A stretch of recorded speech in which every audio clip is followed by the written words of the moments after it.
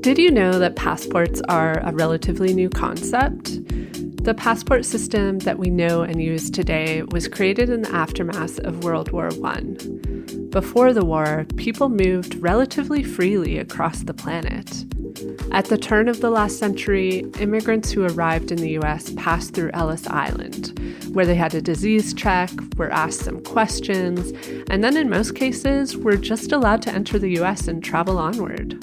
But fast forward to today, and we have a complicated system of entry and exit requirements, visas, and modern passports that use technology like microchips, biometric photos, and barcodes to confirm the holder's identity. The thing is, a passport isn't just a symbol of your national identity. For some around the world, it represents oppression, and for others, it's a symbol of privilege. Today on Unpack My Bags, we're exploring the history of passports and why, when you look below the surface, passports have a problematic role in controlling who has the privilege and the ease of moving around the world. Here to discuss is Kay Kingsman. Kay is the blogger behind The Awkward Traveler, and she's a published fiction writer. Kay also leads the Global Dreamers Foundation, which is a nonprofit organization that's dedicated to making international travel more accessible by sponsoring the costs of a new passport for US and Canadian citizens. But before we dive in, Katie, I wanted to ask, do you remember getting your first passport? I actually do. It's not like a crazy story or anything, but to provide you a little bit of context, I grew up very much a kid who was a rule follower. So when I got my very first passport, I remember my dad sitting down with me at the dining table and showing me where I had to sign. And I just remember the process of signing my passport for the first time feeling extremely intimidating because I knew that this was sort of my one and only passport. And if I screwed up my signature as 8-year-old child, that I would ruin the whole thing and then I would never be allowed to travel. And I was so nervous. And then also it revolved around a conversation that I had to have with my dad about what even is my signature as an 8-year-old. So we practiced it over and over and over on a piece of paper and then traced it in pencil onto the passport and then went over it again in ink. So I just remember it being a very intimidating situation getting my first passport. And now I feel like people lose passports and it's fine. It's funny too, because in my experience, at least, I've never seen an immigration officer really look at the signature. No. Our signatures are meaningless now. Well, have I ever told you about when I almost lost my passport? No, you have not. It was in Cuba. I was there backpacking around with Rashid, who's been on the podcast. He was on the show in season 1. So if you want to go back and listen about our adventures in Cuba, that episode is an early one. But yeah, this is where I learned that when you're traveling, it's important to do the check. And it's a little bit different than the check at home. You know how people are like keys, phone, wallet? When you're traveling, you have to add passport. It's passport, keys, phone, wallet. And normally I was pretty good about that. But here's where my crucial mistake was. So we were staying in a casa particular, which is really common in Cuba. It's basically a homestay. So generally you're just staying in a small room that's part of a family's home, and they feed you and you share a bathroom, and it's very communal living. I have it etched into my brain not to lose my passport. So I always hide it, especially if I'm staying in a communal space. So I hid it in my pillow, which is that's kind of a really basic place to hide a passport. It's kind of the place where someone would expect you to hide something. So I'd hidden it in my pillow, promptly forgot that it was there. we woke up, we had to join this car share to go. We were in Trinidad and we were going to Cienfuegos, which is about a 2-hour drive. And we decided to hop in a car share. So we were hopping in a vehicle with a bunch of other people and we were all going to go together in this car to Cienfuegos. Rashid and I wake up a little hungover and like pull our things together, get in the car. We're like an hour into the drive when I realize I don't have my passport. No. And I will never forget the embarrassment of having to turn to Rashid and say, Rashid, I left my passport in Trinidad. And then him having to explain, because his Spanish was much better than mine, and everyone in the car was Cuban, and him having to explain in terrible broken Spanish how important it was that we go back. I felt so bad because everyone in this car, everyone has lives. They were just regular Cubans, like going about their daily life. We all had to turn around and drive back. And it was funny because when we pulled up to the casa, we always called them the casa mama. So the casa mama would always be the mom in the family. And this casa mama had like a little baby who was so adorable. And she comes out immediately like rocking the baby with my passport and laughing. And she told us, she was like, oh, I knew you'd be back for this. Oh, that's what a casa mama is for. Exactly. Also, I can't remember if I've said this on the podcast before, but there was also the time when we were in Florida recently in 2020. And Mark and I went to Disney and we're excited to go to the new Star Wars world and try all the new Star Wars cocktails. And we get there and we got one drink somewhere. We showed our Canadian ID and it was fine. And then we go to get another drink somewhere else and they're like, we need a second piece of ID and it needs to be a photo ID. And that means like the only other option for us was our passport. And I was like, listen, we're at a theme park right now. There's no way I'm bringing my passport to a place like this. Like, this is we're going on roller coasters. Like, for all I know, my passport can just fly out of my fanny pack at any time today and it's gone forever. So what person is bringing their passport to Disney World? It doesn't make any sense. So long story short, we hopped in a taxi and went back to the hotel, grabbed our passports and came back. Whoa. So this is a good hack. I don't know if it would have worked in this scenario, but I always carry at least 2 photocopies of my passport whenever I travel anywhere. And I always make sure I have one on me when I'm out and about, like during the day. Just in case someone asks, then you can say, well, I have this copy of it. I might not have the actual passport. That they would accept a photo of the passport. So if I just had a photo of my passport on my phone, I would have gotten away with it. And oddly enough, I had a picture of Mark's passport on my phone, but not mine. Because who did I think would lose their passport? Not me. But also photocopy, because the thing of it, so my photocopy tactic is always keep one photocopy on me and one photocopy somewhere random in my luggage, because then if like the worst scenario possible happens and you get your wallet, passport, like everything, phone, everything taken, at least you have this one single photocopy. That's a hot tip. Thanks for sharing. It's all about Erin. the multiple copies in random places. Yeah. Put them all over the place. I've never needed to use any of these photocopies, but they are. But you might. They are useful. You might.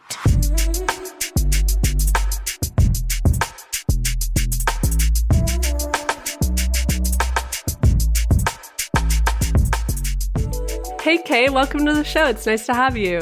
Thanks for having me. I remember getting my first passport.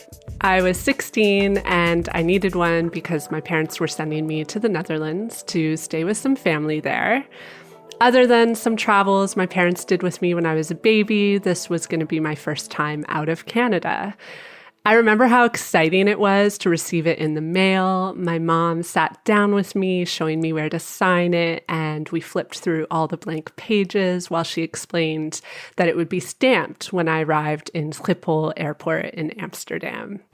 So that was my first passport experience. Can you tell me about yours, Kay, about how you got your first passport? So funnily enough, I was peer pressured into getting my first passport and not even actually by my peers. It was by a family friend. Essentially, I was in French class in high school, and they were planning an international trip to France. Just preemptively, I was like, oh, my family would never be able to afford that. I'm not even going to like think about it. So I didn't even bring it up to my family really. But one day we had a family friend visiting. So she was just like, hey, Kay, like, how's your French class going? And, I was like, oh, it's fine. We're not going to do anything next week or next month because all of the kids are going to France. And I'm like, going to be the only one still there. She was like, well, why aren't you going? And I was like, ma'am, have you seen our house? Like, I'm not going to France. And she was like, well, why not? And it wasn't until then where I really considered that I could potentially go to France. And that family friend was basically like, hey, look, I will personally pay for your passport. You just got to figure out, how to come up with the money otherwise. She paid for my passport and sent me a lot of resources for like scholarships, but for high schoolers.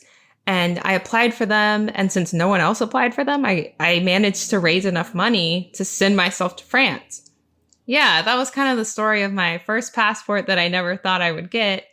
And it was just because of my mom's nosy coworker. Have you spoken to her since, like, or did she just like go off into the ether and she's never heard about like what happened after now that you've traveled so much? We went to Costa Rica in 2019 for my mom's birthday.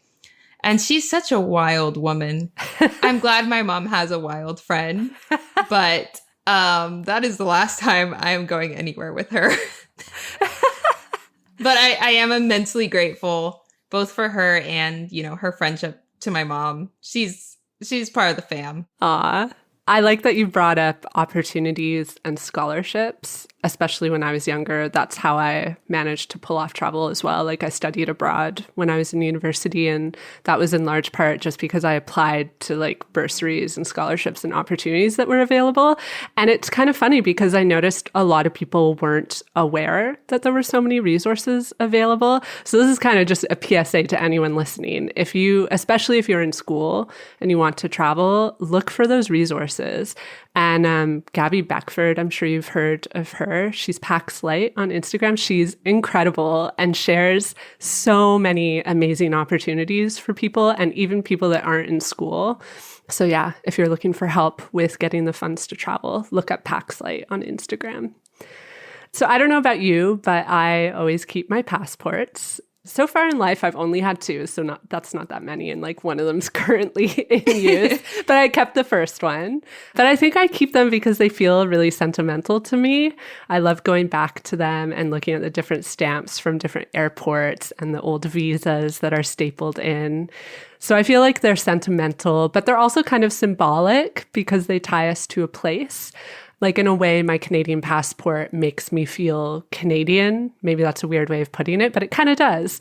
And it also sort of symbolizes our freedom to go elsewhere in the world.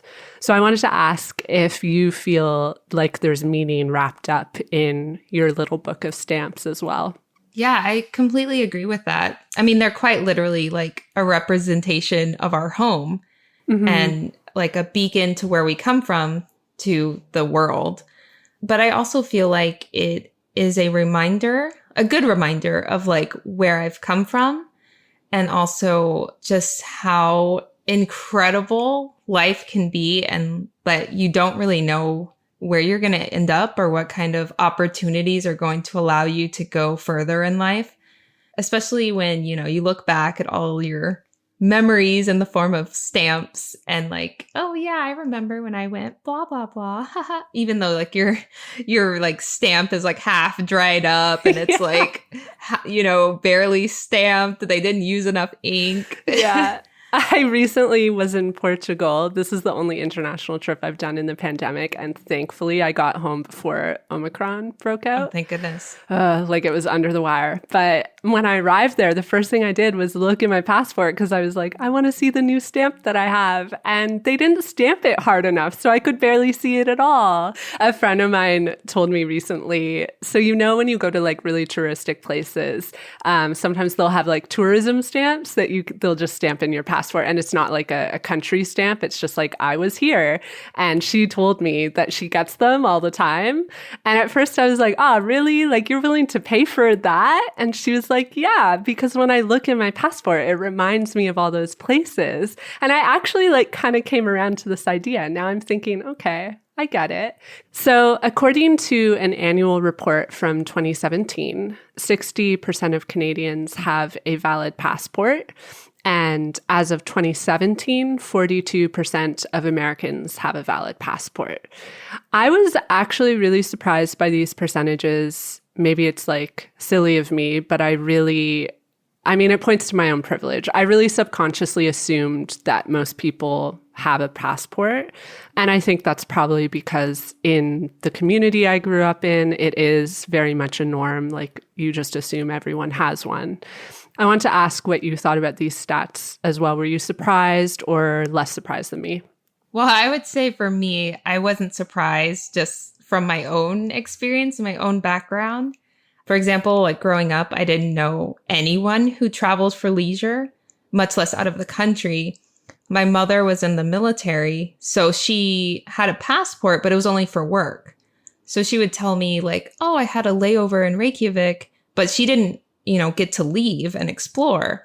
So she got like glimpses of places, but she wasn't traveling. Yeah. If that makes sense. And I guess I didn't understand the concept really of travel or even like dream about it. I just knew there were people in other countries, right? Yeah. Having excess like money to travel is one thing, and money and finances itself is like a huge access barrier to travel. But like even putting that aside, there's also, especially in America, just having the time to travel. So in 2017, 1 in every 4 private industry workers in America, so that's about 80% of our workforce, they don't have any paid time off. Oh my God. So literally cutting into their income. Mm-hmm. And of people who do get paid time off, most either don't have a guaranteed number of days off or it's very little. The large majority of people who get paid time off, it's only valid after they've worked a year. And then after a year, then they get 10 days off, which is here the equivalent of 2 weeks. They might have to use it to visit the doctor or family emergencies. If they get sick, they might have to use their paid time off for sick leave. So it just doesn't leave people a lot of time to even think about using their precious 2 weeks to travel. Back to the money side of thing, more than half of Americans, I think 54% of Americans live paycheck to paycheck, are close to that. And even high earners, 40% of people who earn more than $100,000 a year still live paycheck to paycheck. So if they have a sudden life emergency that they need to pay for, their car breaks down, what have you, then they're suddenly behind on paying their bills. So both in time and finances, a lot of Americans just don't have that wiggle room for leisure travel. So I get the stats. I get the passport lack thereof. Yeah. And it's like, if you don't have that privilege of time and money to travel, like, why get a passport? Like, what's the point if that's not even a reality for you? And like you say, a passport is not cheap. In the US, they cost, from what I saw, 145 USD. Plus the money for your passport photos. And in Canada, it's about the same. It's 160 Canadian dollars. And then, of course, if you don't have the privilege of disposable income that you can put towards a passport, like, obviously you don't have disposable income to go towards travel itself.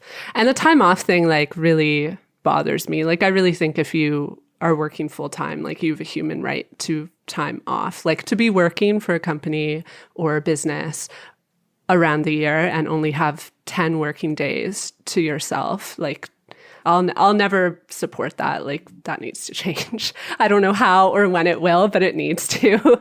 Immediately. Yeah. Like, I worked 1 year in my like adult working life where I had 2 weeks of vacation, and it was awful. It was awful for my mental health. I felt like I had to like carefully use those days for like just basic life shit. And when you just think about the fact that you're anchored down to a company basically the entire year, it kind of hurts. It hurts inside.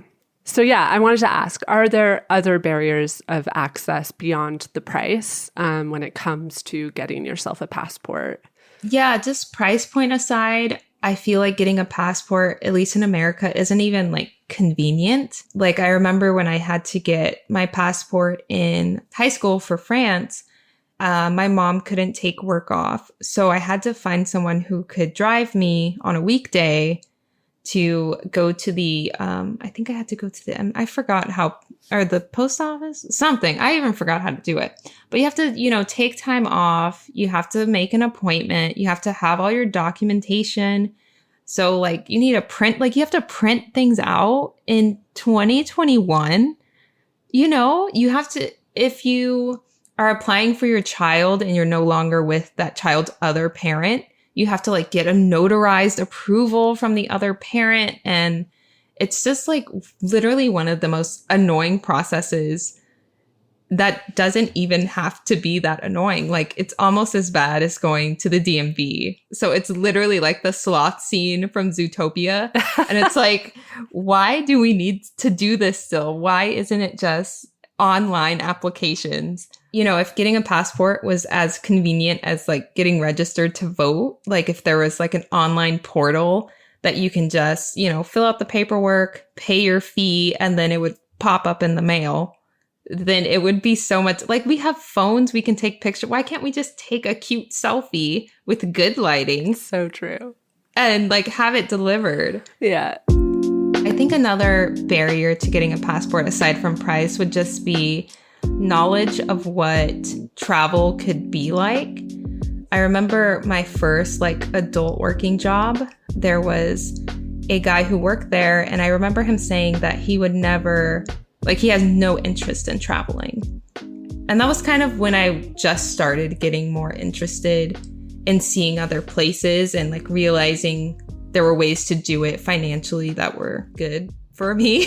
And he was like, well, everything I like to do is here. He was someone who liked to, be out in nature and go hiking and hunting and I don't know, other outdoor stuff, I guess. In my head, I was like, well, you can do all that stuff in other places. And I think he had a vision of travel as being, you have to go to the beach, or you have to like go to museums, or you have to go to the best 10 attractions and blah, blah, blah.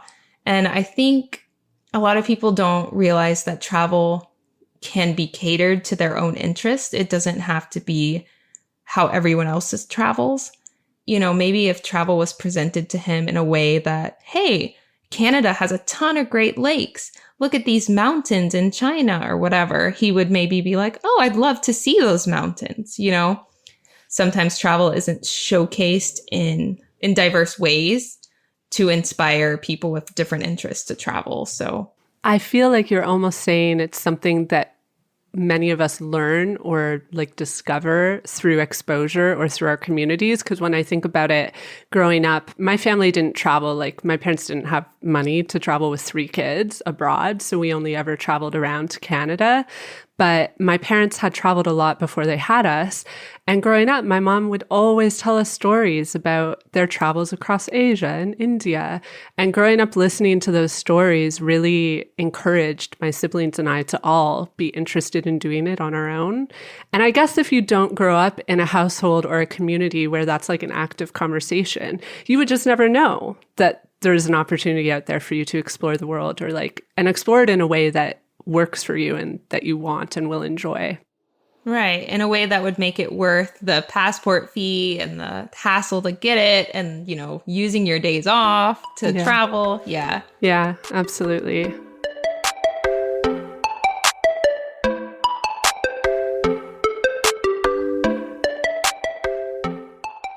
Katie, as you know, travel for me doesn't always go according to plan. Oh, I am well aware. I've heard enough stories on this podcast to know that mishaps can happen when anyone travels. Absolutely. And when they do, you need travel insurance. And I couldn't recommend World Nomads more as your go-to. And they've actually helped me out of a super scary situation before. When I ended up in hospital in Australia late at night, World Nomads provided me with emergency assistance so I could get the help I needed and carry on with my trip. World Nomads policies are simple and flexible. They cover over 150 adventure activities, including higher risk activities like scuba diving and trekking. Benefits limit, conditions and exclusions apply. Be sure to read your policy wording. Learn more and get your travel insurance quote at worldnomads.com. The link is in our show notes.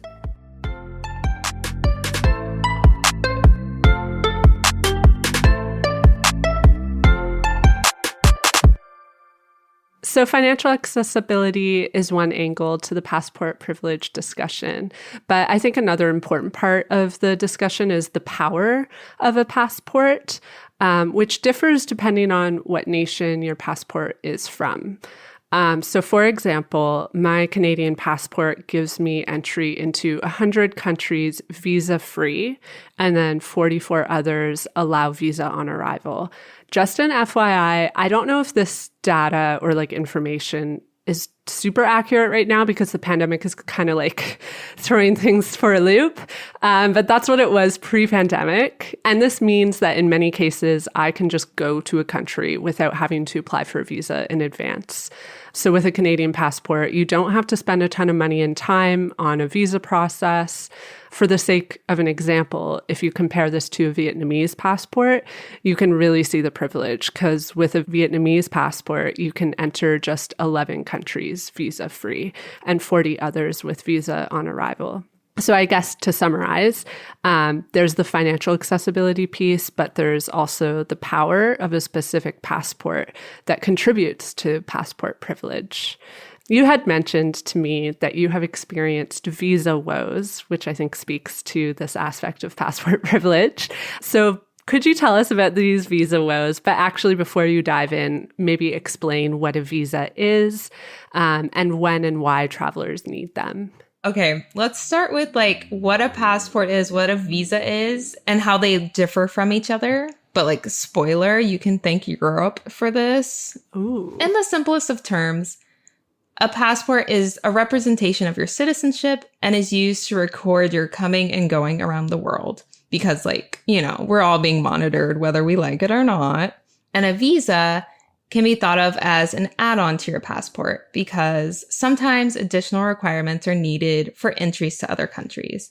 But why are there additional requirements for some countries, and why do the requirements differ depending on your passport or your citizenship? So I thought it was interesting that up until the 20th century or so, globally, countries didn't care about who was coming into their country. They were more concerned about people leaving because in that time, 16th to the 18th century, the idea of, having your residents and citizens in your country, that made them an important economic resource because people work jobs, they service the community, they produce sellable exports, so money. So having more people in your country, even people immigrating in, people just traveling, just being in your country was a good thing. The more the merrier. Literally, they did not care. There was literally no passport. There was no any kind of documentation or limits to that. But, World War I changed everything. And the freedom of movement and the availability to just go where you wanted to essentially halted, especially in Europe. Yeah, so in 1914, the major warring states were France, Germany, and Italy. And they were the first ones to make a passport, or what we would consider a passport today. And they made passports and needing one to enter the country mandatory. And after they did that, most of Europe rapidly followed, even neutral countries like Spain, Denmark, Switzerland. And then at the end of World War I, during the Treaty of Versailles, 1919, The Treaty of Versailles required that members of the UN needed to commit to maintaining freedoms of communications and transits. So passports. So the idea of having a passport by then was very widespread globally, even the countries that were not involved or directly involved in World War I. And during the first passport-specific conference in 1920, all the participants, aka the members of the UN, agreed to establish a uniform international passport that would all function the same. And that's how we ended up with our current little nifty travel books. So basically everyone agreed, but since tensions were still high between certain countries after World War I, they compromised in creating something called a visa, or additional entry requirements. So the visa compromise left it open to each country based on vague diplomatic relations.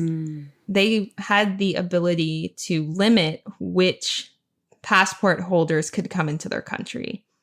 So, for example, if your country was not on good terms with another country, they could be like, we don't want citizens from that country coming because that's national security. And that's even today how sudden travel bans happen so fast. I think it's so interesting that there were people in the UN who opposed passports at all up until 1963, because it literally goes against the commitment to freedom of travel. That's the global economy for you. But moving back to today, you can look up online which countries require visas, depending on what passport or citizenship you have. So if you do need a visa, it will either be a visa you need to apply for in advance or a visa on arrival. Some requirements for the visa may be just filling out a quick form that states your intention on being in the country, which will probably be leisure or travel. It might have an age requirement depending on where you come from, proof of employment, or even receipts from your bank account. It really just depends on where you come from. When you describe it that way, it actually sounds kind of disturbing to me, because it can almost be used as a tool of oppression. Oh, it is. And also just thinking from personal experience, I have a really good friend who's Russian. And when we lived in the Netherlands together, we wanted to travel together. And we could not go to some countries around the EU because she said it's too hard for me to apply for a visa. She could apply for a visa. There wasn't a ban, but it was such a headache that she didn't want to, because it's not worth the time and effort just to get a denial, because sometimes that would happen. She had applied to go to the UK and they just, after all this paperwork, just said, no. And then just thinking about her as my friend, it's why wouldn't she be allowed to go? It's extremely disturbing. And I think around the formation of having global passports accepted around the world, it was also when countries started to care more about immigration. So the passport conference in Paris was in 1920. And in 1924, that's when the US had their Immigration Exclusion Act, which basically super limited the amount of people who could immigrate into the US, especially people who weren't from Western Europe. Right. And in fact, it completely excluded anyone from any Asian country, I think, except Japan and the Philippines. And even then, I think a couple years later, they excluded Japan. And at the time, we were pretty good diplomatically with Japan. So Japan was like, bruh, what the heck? But the US were like, what are you going to do about it? Right? Yeah. The layers of oppression are pretty multifaceted when it comes to passports and immigration. Yeah, definitely. And I mean, just recently, if anyone's looking at the news, the Canadian government very horribly created a travel ban against a lot of African nations coming to Canada because of Omicron. And it's they were criticized, as they should be, and they've lifted the ban now because it's Omicron is already here. That's just a racist travel ban. Like when it comes down to it, it's not going to change anything about the state of the pandemic. And also, like, can we talk about vaccine inequity? Like, if there were more vaccines available in other regions of the world, we wouldn't be having these variants and like having this argument about travel bans. So it's still happening, like even today.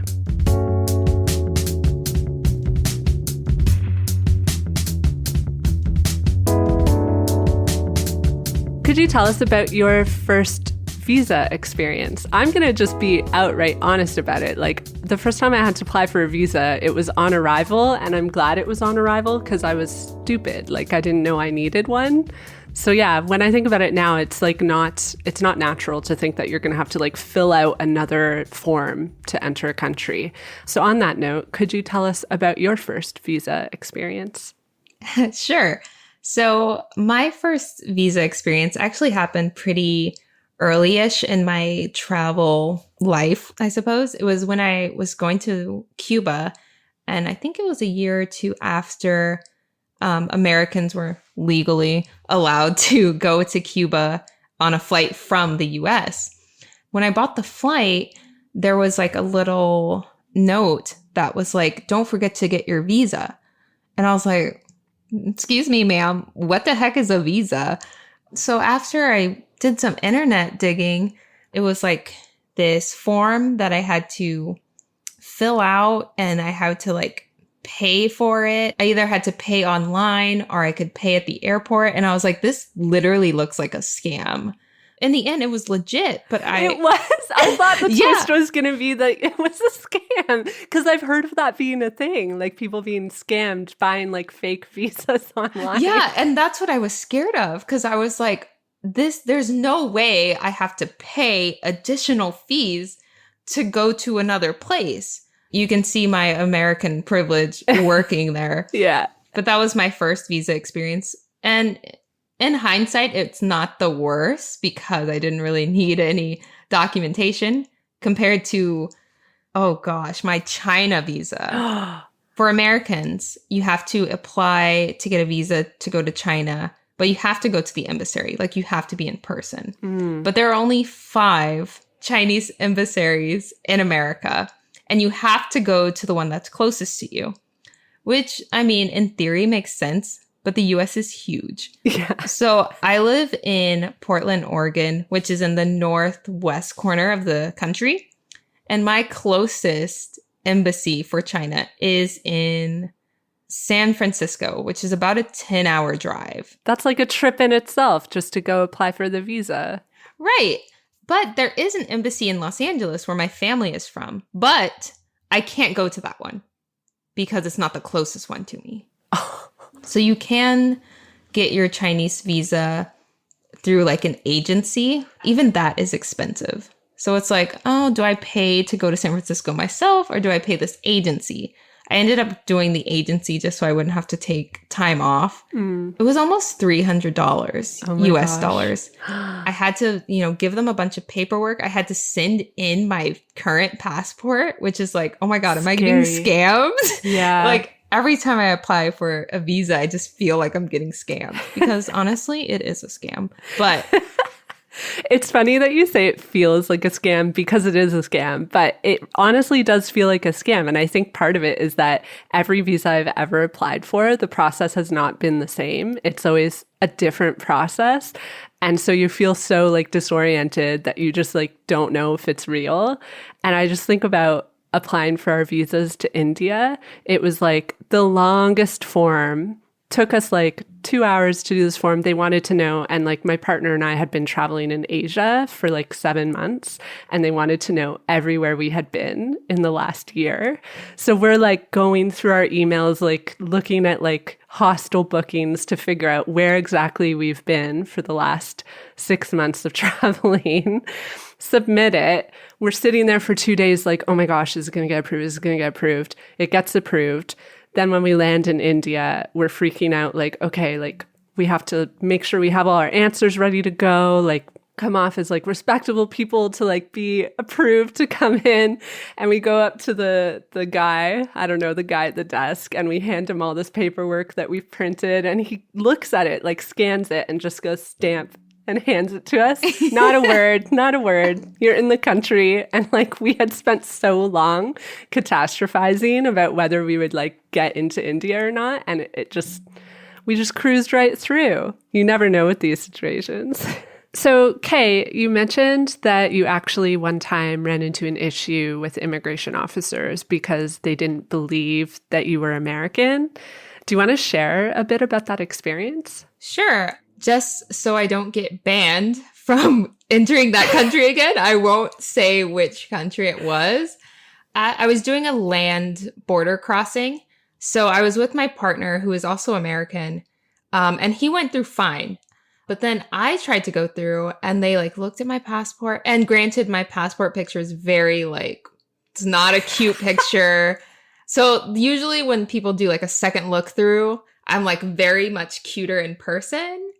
But then they like started flipping through the pages. He looked back at me and he was like, "Is this your passport?" Like he showed it to me and he's like, "You're saying this is you." And I was like, "Yes." Is this like a weird intimidation tactic? But then he like flipped through the stamps again and he was like, "So you're American. You were born in the US." And I was like, "Yes." And he's like, "What city? Like, what are your parents' names?" And I was like, "Sir, I'm pretty sure that's not in the passport, but okay." And then he didn't say anything. He just got up and left with my passport. And then another agent came and was like, "You need to come in this room." So they took me into the separate sitting area without my passport, and then they just closed the door and I was just in there alone. Someone else, like maybe 10 minutes later, came in and started asking me the same questions. They were like, "What's your name? Where were you born? Where were your parents born?" Like one question that was really weird, the agent was like, "How long has your family been in America?" And I was like, "Well, you see, in America, there was this thing where they enslaved a bunch of people." Because he was like, "When did your family immigrate to America?"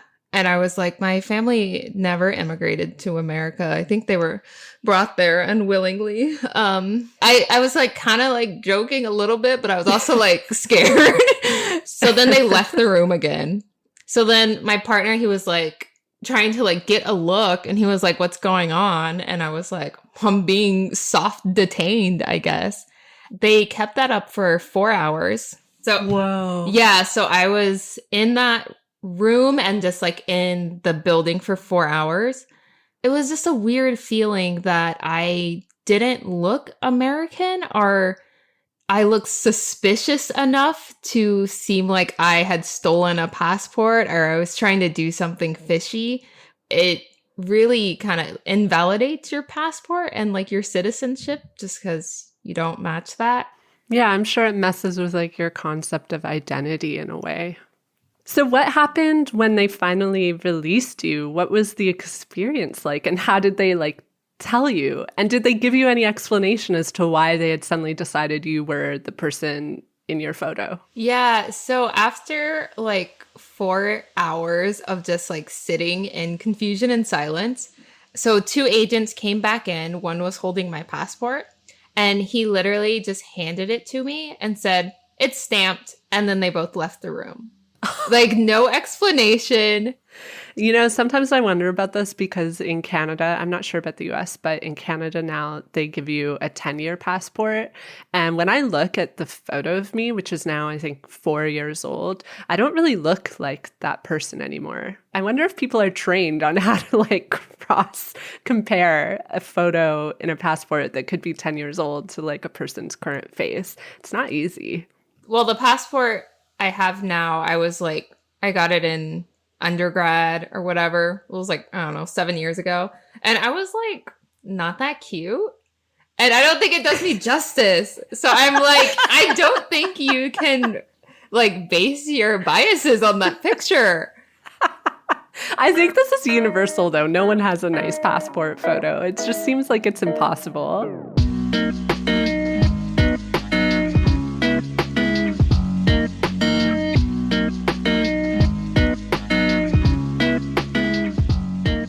So especially when I was traveling around Asia, I had to apply for a lot of visas.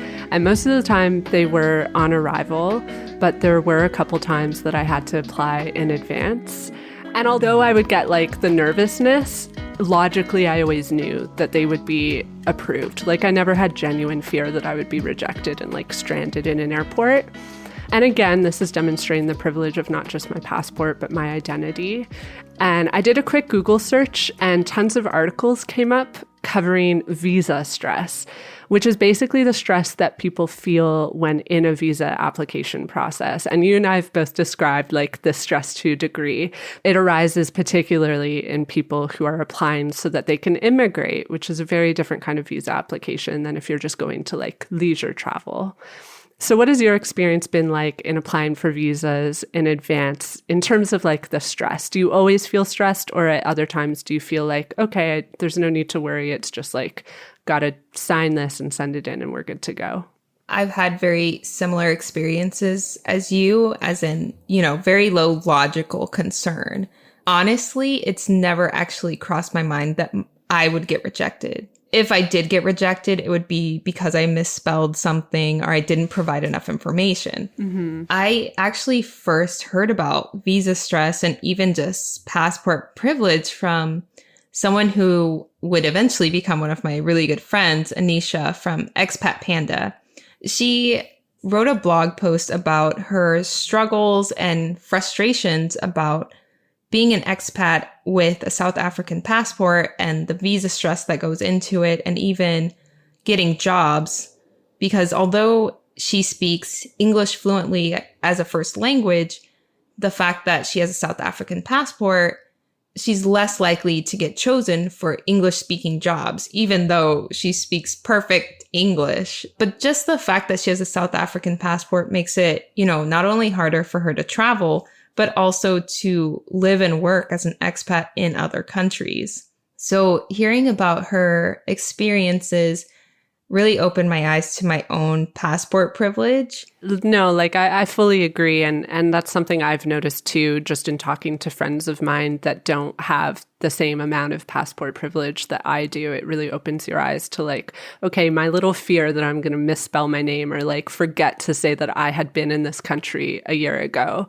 Like that really doesn't compare to actual visa stress, which is like stress about whether or not you'll actually be accepted to enter a country. And it's not only just for like vacation, it's for like serious things like immigration and work and family. But yeah, this discussion gets me thinking about how you often hear the narrative that travel is something that everybody should do, that you should travel to discover yourself and for self-care, and everyone should take that gap year and live abroad. I read a really interesting article on Medium by writer Angela Fan, where she makes a really good point about these kinds of statements. She says, although the advice is well-intentioned, it's inherently flawed because it makes the assumption that someone can just pack their bags and leave irrespective of money. There are significant barriers and structures in place that limit someone's mobility, such as a passport. Because of this, it contributes to the Western world's domination of travel narratives, which further reinforces the unequal structures in place for traveling. So I wanted to bring this up because you've been an established travel blogger now for years. So I know that you know the ins and outs of blogging. And in observing the travel blogging world, I wanted to ask if you find that Western perspectives tend to dominate travel narratives. 100%. American, Canadian, and people from the UK, I think their perspective dominates the travel industry. A large part of it is language privilege too. English-speaking bloggers in general have more access to have their voice on the global stage than other bloggers. So even if I traveled the same as someone from Ecuador, we traveled the same, we both had blog pages, I would probably be more likely to be invited to speak on, top tips for travelers just because I spoke English if the other person didn't. The American perspective of race and race theory plays a lot into like the diversity trend that is happening in the travel industry. especially in America, diversity boils down to race, or at least a lot of people think of diversity as just race and not gender, income, and accessibility differences. So you could have, a rainbow of people talking, but they all come from the same socioeconomic background. And it's not exactly relatable to everyone. Right. Yeah. So like we almost need more like an intersectional approach to travel blogging. I feel like the pandemic actually gave some of us Canadians and Americans a taste of what it's like to have less passport privilege. For example, for a solid year, the border between Canada and the US was shut. I recently traveled for the first time internationally. And in traveling, I just noticed like a couple things about travel during this time that like made the privilege more to be traveling. Like, for example, I noticed like it costs more to travel because I was paying for things to like mitigate risk. I booked Airbnbs private versus staying in hostels. Normally I would always stay in a hostel, but I was like, pandemic, I'm going to stay in Airbnbs. It required more flexibility and time because I had to factor in like, okay, what if I actually do get COVID abroad? I'm going to be stuck here in quarantine, which will cost me money. And like, what do I do about work? So I had to think about like that, which was a privilege. And it's easier if you're vaccinated, which brings up issues of vaccine equity. And then also the passport privilege part, because right now you can't travel to any country like you used to be able to on a Canadian passport. But yeah, I did find that traveling internationally was just in general more complicated. Like as a Canadian, you have to show like your vaccine passport as well as your negative test. And then coming back to Canada was similarly complicated. It felt like more of a privilege to be traveling just because I knew that not everyone had like the time, money, and resources to pull off that kind of trip safely. Especially with the US now has a requirement where you have to have a negative PCR test coming back to the US, even though you don't need one to leave. But it's like a hefty chunk of cash that you wouldn't have had to pay before. It does create like a vaccine disparity in travel, because there are still countries that don't have enough vaccines for their own citizens. Like, I don't want to get on a soapbox, but, it is a privilege to be vaccinated and have access, easy, free access to vaccines that other countries still don't have. Oh, it's so frustrating.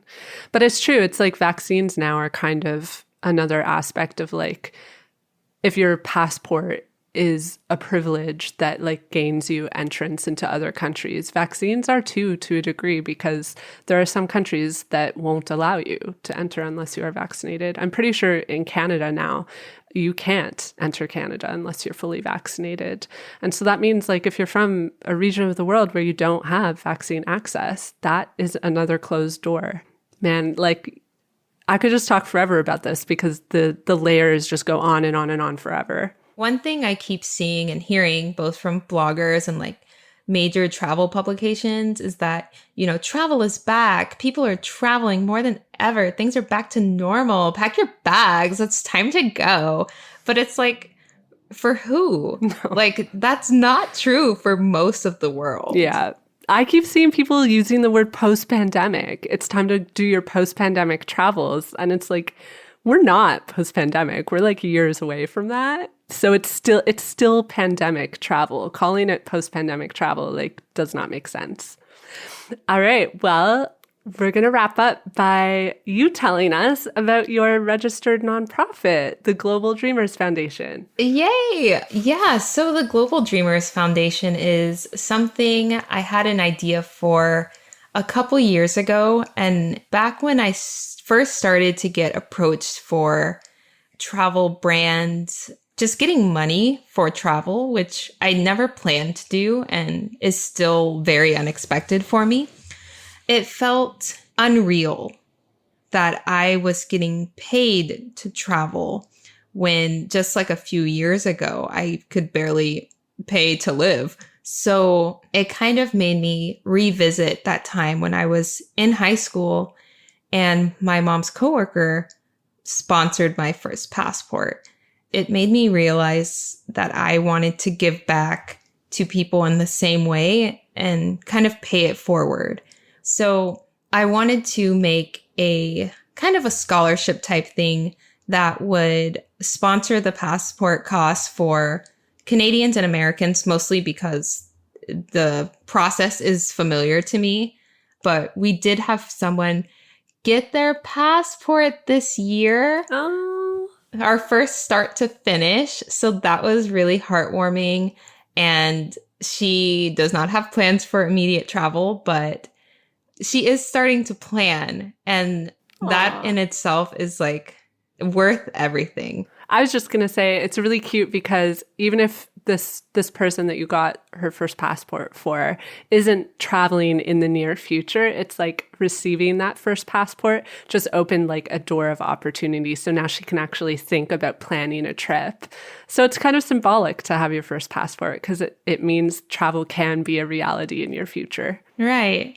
Okay. Well, Kay, thank you so much for joining us today. This has been a really awesome convo. I learned a lot. And before we let you go, can you tell us where our listeners can find and follow you? I mean, it's been a pleasure. You guys can all follow me on my website, www.theawkwardtraveler.com. And that's traveler with 2 L's because someone else took the one with 1 L. The Awkward Traveler at Instagram. Spoiler, I'll be back in January. That's where you can find me.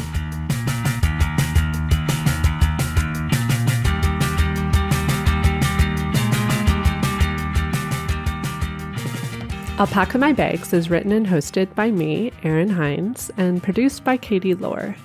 Do you want to support this podcast? If so, there are a few ways that you can.